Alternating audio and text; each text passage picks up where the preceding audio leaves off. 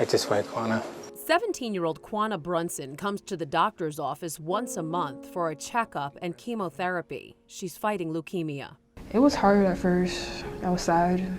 I thought I was gonna die, but all the doctors and nurses and the staff, they reassured me that I was in good care.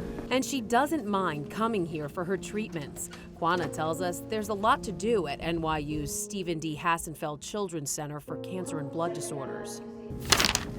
You'll often catch her flipping through magazines here in the library or sitting at the computer. She does this while she's getting her treatment. It's a distraction for me. It takes my mind off everything that's going on. This whole setup was made possible by Chillin' with Adam, the Adam GaynesFoundation. We pay for the child life therapist at several hospitals, the librarian at NYU.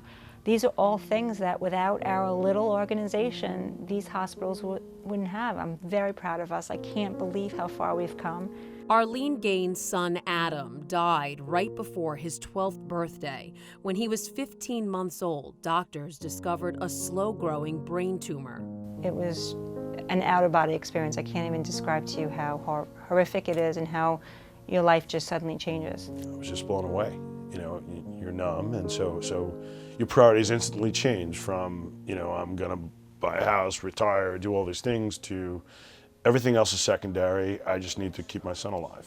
The Gaines did everything they could, tried every medical treatment plan doctors would come up with, and always remained positive. We were always optimistic. I don't think the doctors were optimistic at all, but in our mind, he was gonna fight it and he was gonna live because he was Adam. He was just the most bravest, amazing kid that any parent can have, so he wasn't gonna die. That optimism rubbed off on Adam, who always had a smile on his face and his thumbs up. He made it easier for us because he always had his thumbs up and he always said that he was going to be okay, and we believed him. I believed him.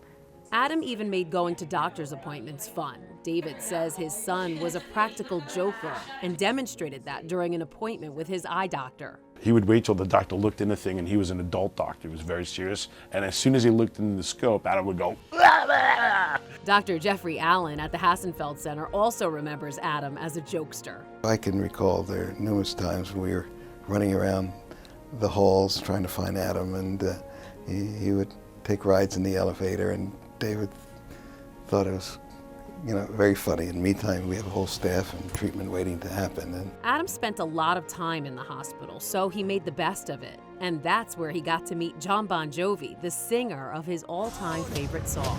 It's my life, it's now or never. I ain't gonna live forever. Now, to keep Adam's spirit alive, the family started Chillin' with Adam. His brother Taylor tells us how they got the name. Me and my dad and my brother, when we were a kid, we used to call it the Chill Club, the boys club, where we just, you know, tell stories, you know. My mom was not allowed because it was only the boys club. And we'd always hang out, and he would always just chill around, you know. He wouldn't want to play sports because his left side was weaker than his right, so he couldn't really run or do any activity that a normal kid would be able to. The foundation pays for projects and programs at hospitals to help make life easier for children with cancer. Aside from the library at the Hassenfeld Center, the foundation also pays the salaries of the librarian and physical therapist, and paid for this fish tank and playroom. The Gaines Foundation has been instrumental in many ways, fundamentally by buying into this mission of treating the person and not just the disease. But they support our efforts, particularly in physical therapy for children with all sorts of diseases, to mitigate both the side effects and the impact of the disease itself. I always say we have an enrichment center here. We have a library, we have educational services. They provided fundamental support for that. And my favorite, of course, is for the fish tank, which is a tremendous source of distraction and fascination for the children. Adam's family hosts a big fundraiser each year, and they work on the foundation all year long.